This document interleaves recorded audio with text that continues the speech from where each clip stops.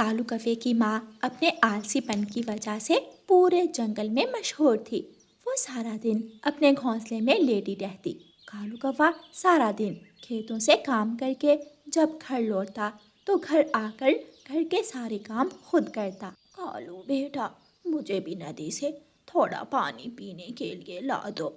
माँ जी, पानी तो मैं ला देता हूँ, मगर आप मेरे लिए खाना तो बना दिया करें। अब तो आप रोटी तक मुझे बना कर नहीं देती हैं। कालू, मुझसे नहीं होते ये काम वाम। तुमसे अगर ये काम नहीं होते तो मैं तुम्हारी शादी करवा देती हूँ।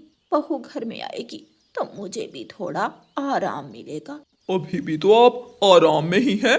पानी भी ला कर देगा या फिर यहीं बैठा काई काई करता रहेगा। जा रहा हूँ। कालू कौवा मटका उठाता है और पानी लेने के लिए चला जाता है। ठंडी हवा चल रही थी। कालू कौवा नदी पर जाता है। कालू भैया, आप कैसे हैं आप? क्या बताऊँ रानू बहन, मैं सारा दिन काम करके थक जाता हूँ। कालू भाई, आप शादी कर लें।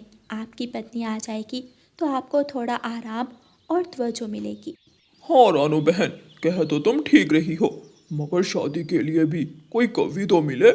मैं आज ही कबूतरी बहन के पास जाती हूँ। उसके पास कोई ना कोई रिश्ता ज़रूर होगा। आप परेशान मत हो, मैं आपकी शादी करवा कर ही रहूँगी। कालू कौवा अपना मटका नदी से भरता है और अपने घर की तरफ चला जाता है। अगले दिन रानो चिड़िया लूसी कबूतरी के पास जाती है। हाँ, एक रिश्ता तो है मेरी नज़र में, मैं आज ही जाती हूँ और गौरी कवि से बात करती हूँ। लूसी कबूतरी गौरी कवि के घर जाती है। गौरी कवि का घर बिखरा पड़ा था और गौरी अपने घोंसले में बैठी मोबाइल चला रही थी। गौरी, कैसी हो तुम? मैं ठीक हूँ। आप मेरे घर में खैरियत है? हाँ गौरी, तुम्हारे लिए रिश्ता आया है। एक बहुत मेहनती कौवा है, सारा दिन बाहर काम करता है और फिर घर आकर घर का भी सारा काम करता है और तो और वो खाना भी खुद ही बना लेता है। क्या सच में? मुझे ऐसे ही कौवे की ज़रूरत है। कबूतरी बहन, मैं राज़ी हूँ। गौरी कवि शादी के लिए मान जाती है। कुछ ही दिनों में गौरी कवि और कालू कवि की शादी हो जाती है। गौरी की सास अपने घोंसले में बैठी खाने का इंतज़ार कर रही थी। कालू कौवा भी काम पर जाने के लिए तैयार था। माँ जी, खाना नहीं बनाया? तुम्हारी पत्नी कहाँ है? मैं तो खुद खाने के इंतज़ार में बैठी हूँ। गौरी कवि दूसरे कमरे में मुंह तक कंबल ओढ़कर सोई हुई थी। गौरी, गौरी, क्या है? क्यों मुझे सुबह ही सुबह तंग कर रहे हैं आप? उठो और मुझे खाना बना कर दो। जाओ, अपनी माँ से कहो खाना बना दे। गौरी, तुम उठो और मुझे खाना बना कर दो। जब मैं नहीं थी तो खाना कौन बनाता था? जाओ यहाँ से और मेरा दिमाग खराब मत करो। मुझे सोना है, जाओ। कालू कौवा बेचारा खुद ही खाना बनाता है। यूं ही दिन गुजरते गए। हाय हाय माँ जी, मेरा सर बहुत दर्द कर रहा है। जब आप अपने लिए खाना बनाएं तो एक रोटी मेरे लिए भी बना देना। मैं तो तुमसे कहने वाली थी। हाय हाय, क्या बहू आई है इस घर में। सोचा था बहू आएगी तो सुकून मिलेगा, मगर ये तो मुझसे भी 2 हाथ आगे निकली है। गौरी और गौरी की सास सारा दिन भूखी प्यासी अपने अपने घोंसले में बैठी रहती हैं। आखिर गौरी की सास उठती है और अपने लिए एक सूखी रोटी बना लेती है। माँ जी, मेरे लिए रोटी नहीं बनाई? नहीं। अच्छा तो अब तू देख मैं क्या करती हूँ। गौरी कवि कॉल करती है। कुछ ही देर में एक पक्षी बाहर आता है और दरवाजे पर दस्तक देता है। गौरी कवि बाहर जाती है और पिज़्ज़ा लेकर अंदर आ जाती है और बैठकर मज़े मज़े से पिज़्ज़ा खाने लगती है।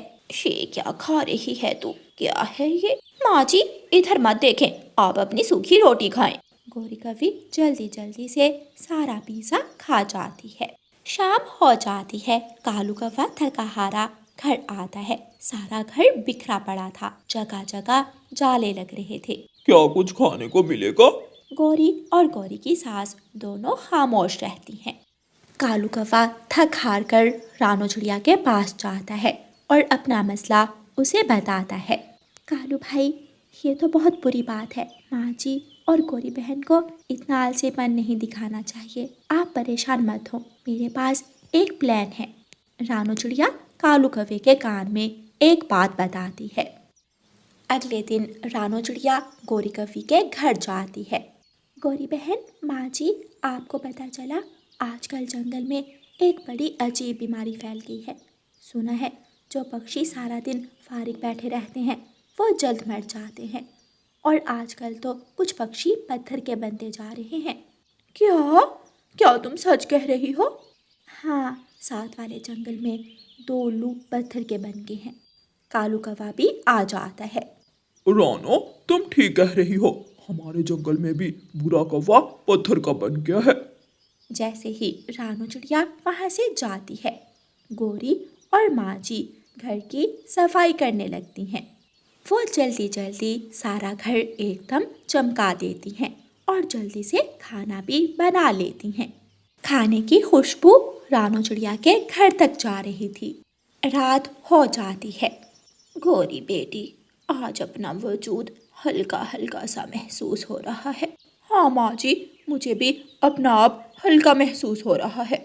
गौरी और उसकी सास समझ चुकी थी कामकाज करते रहने से पक्षी सेहतमंद रहते हैं, वरना बेकार पड़े पड़े तो पुरुषों को भी संग लग जाता है। कालू कौवा आज बहुत खुश था। वो सब मिलकर गर्मा गर्म खाना खाते हैं।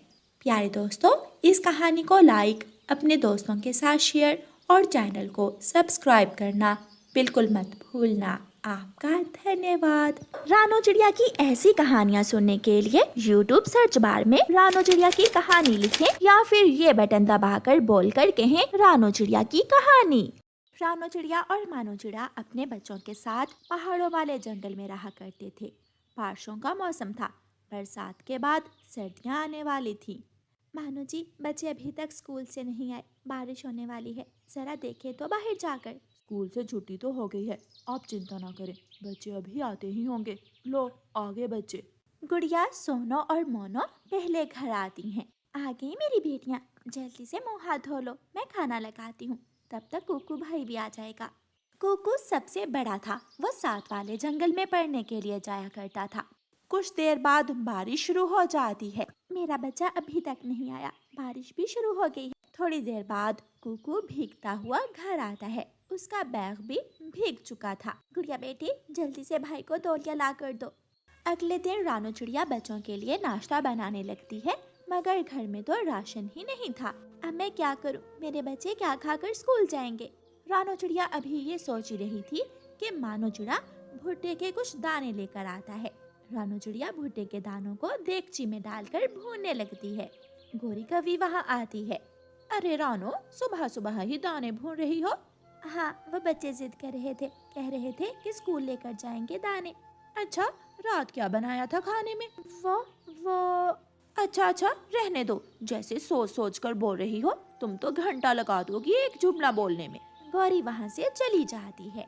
रानू चिड़िया अपने बच्चों को वो सूखे दाने देती है। बच्चे खामोशी से वो सूखे दाने खाते हैं। रानू चिड़िया के बच्चे जो मिलता खामोशी से खा लेते, कभी भी जिद ना करते, क्योंकि वो सब अपने घर के हालात अच्छे से जानते थे। रानू चिड़िया घर के बाहर जाती है तो गौरी रानू को देखते ही अपने बेटे से बोलने लगती है। गरीब पक्षियों के बच्चे रूखा सूखा भी खुश होकर खा लेते हैं, और एक तुम हो कि मटर पनीर देखकर भी मुंह बना रहे हो। मानो चिड़े का जंगल में चाय का होटल था। कुकू स्कूल से छुट्टी होने के बाद अपने पापा के साथ काम में लग जाता। कुकू बेटा, तुम घर चले जाओ और ये थोड़े से पैसे भी ले जाओ, सबको भूख लगी होगी, जाते समय थोड़ा आटा ले जाना। दूसरी तरफ सब बच्चे भूख से बिलख रहे थे। मम्मा, मुझे भूख लगी है, सूखे दाने खा खा कर मेरे तो पेट में दर्द होने लगा है।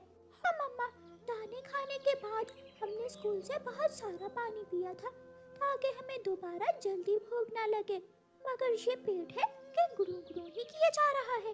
रानू चिड़िया अपनी बेटियों की बातें सुनकर बहुत दुखी हो जाती है।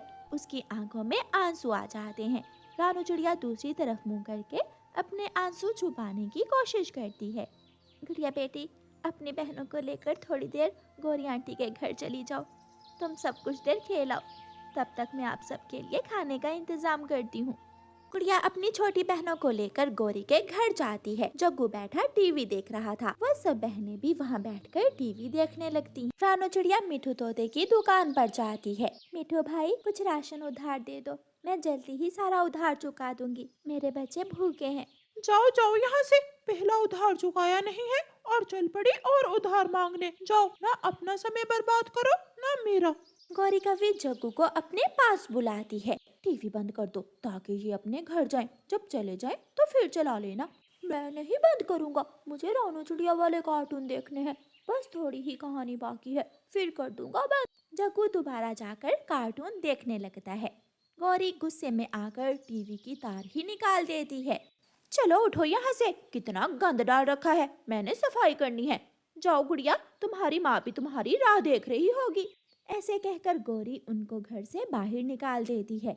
गुड़िया बड़ी थी, वो सब समझती थी। कुकू भी घर आ जाता है। रानू चिड़िया आटा गूंथकर रोटी बनाने लगती है। सब बच्चे चूल्हे के पास बैठ जाते हैं। पीछे हटो यहाँ से, पहले मैं बैठी थी, तुम उधर हटो, मैं यहाँ बैठूंगी। सोनो और मोनो लड़ने लगती हैं।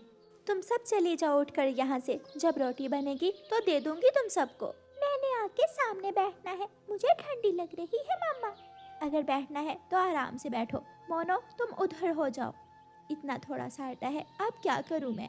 रानू चिड़िया आटे को पतला कर लेती है और सबके लिए पतली पतली रोटियां बना लेती है और सबको एक एक रोटी दे देती है। इतनी पतली रोटी थी, मुझे अभी और भूख लगी है। मुझे तंग मत करो, जाओ पानी पियो और जाकर पढ़ लो।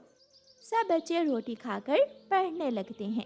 रानो को अपने बच्चों को पढ़ाने का बहुत शौक था। वो भूखी रह लेती मगर अपने बच्चों की पढ़ाई पर पूरा ध्यान देती। उनकी पढ़ाई में कभी कोई कमी ना आने देती।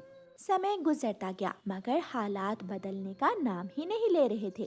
कुछ दिनों बाद तेज बारिशें शुरू हो जाती है। बारिश का सारा पानी रानू चिड़िया के घर में आने लगा।